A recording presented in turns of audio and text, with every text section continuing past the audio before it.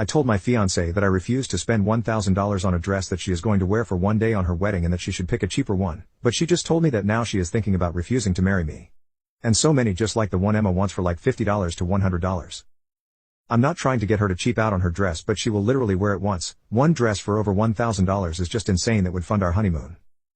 I tried to show her some dresses I found on a recommended app called Wish and others on websites, but she was having none of it. She is very slender but apparently wants it specially fitted. It turned nasty unfortunately because I said I refused to drop such a large amount of money on a dress, and she argued that she is using her own money for the dress. Which isn't strictly true, as we ain't about to marry and our finances will be joined. Then her mom had to get involved. They offered to pay for the dress, but it's not a case of not being able to afford it. It's a dress. There are identical ones online at a fraction of the cost. I thought she would be ecstatic to learn there are identical dresses for a fraction of the cost, but she was really angry and upset. Ida here? Is there something I am seriously missing? Because after we argued about the dress, Emma has been extremely cold towards me.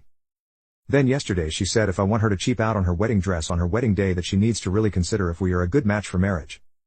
I'm blown away that she would say that over a dress. I told her she's like a toddler throwing a tantrum over a sparkly toy she can't have. That was a mistake, as she left to stay with her parents, who called to tell me I am much more than a jerk.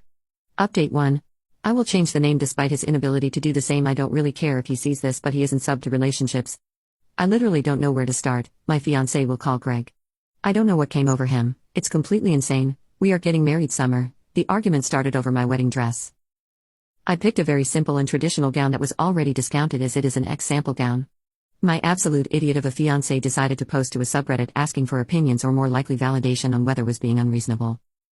My dress is under $1,000 but will come to around $1,500 with alterations.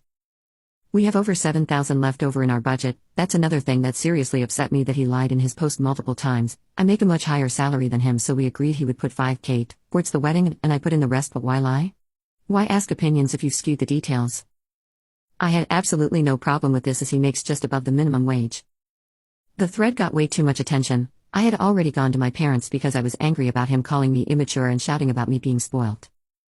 I also happened to find the thread shortly after he made it, because not only did he use my real name, his throwaway was his real name followed by his alarm pin. He sent me a text saying that he wasn't the jerk in this situation, and I just knew he would post it on Reddit. It's not the first time he's posted on Reddit about stuff. But nothing of this magnitude. Anyway, I don't know what to do. There are people online now claiming to be me, and it's been shared on Twitter and Facebook, and I'm just absolutely mortified. He got totally hammered last night and called my parents. My dad had to hang up on him because he was screaming down the phone, and my mom was disgusted. I can't get my money back on the venue or anything. I recently started antidepressants because I've been feeling low, but now I just feel empty.